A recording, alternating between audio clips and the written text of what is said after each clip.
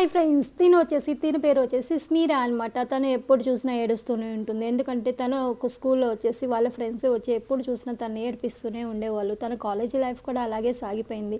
తను ఊహించుకుంటూ ఉండేదనమాట. నా లైఫ్ ఇలాగా కాదు, ఇంకా మంచిగా ఉంటే బాగుండు అని చెప్పేసింది. తనకి ఒక బిజినెస్ మ్యాన్‌తో పెళ్లి అయింది. ఒక బిజినెస్ మ్యాన్‌తో పెళ్లి అయినాక నా లైఫ్ ఓకే, మంచిగానే ఉంది. ఇప్పటికైతే బానే ఉంది.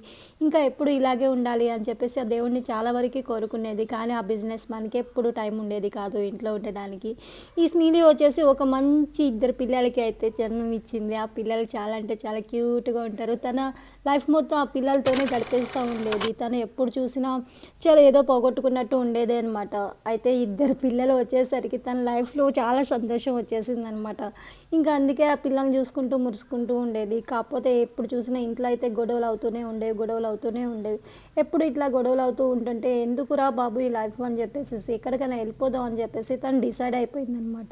ఇంకా అప్పుడు డిసైడ్ అయిపోయేసరికి నువ్వెందుకు ఎక్కడికెళ్తావు అని చెప్పేసేసి వాళ్ళ హస్బెండ్ చాలా గొడవ పడ్డాడు. నేను నీతో ఇంకా ఉండలేను, నేను నా పిల్లని తీసుకొని వెళ్ళిపోతాను అంటే, లేదు మీరు అలా చేయొద్దు, నేను బిజినెస్లో పడిపోయి మిమ్మల్ని పట్టించుకోవడం మానేసిన, సో ప్లీజ్ ఇంకెప్పుడు నేను ఇలా చేయను, మనం కలిసే ఉందాం, హ్యాపీగా ఉందాం, మన పిల్లలతో హ్యాపీగా ఉందాం అని చెప్పేసి చాలా నచ్చ చెప్పాడు. కానీ స్మైలీకి అయితే ఏం నచ్చలేదు, వెళ్ళిపోతానని డిసైడ్ అయిపోయింది. డిసైడ్ అయిపోయేసరికి లేదు అని చెప్పి తన్ని చాలా అంటే చాలా బుజ్జగించాడు. ఇంకా అప్పటి నుంచి తను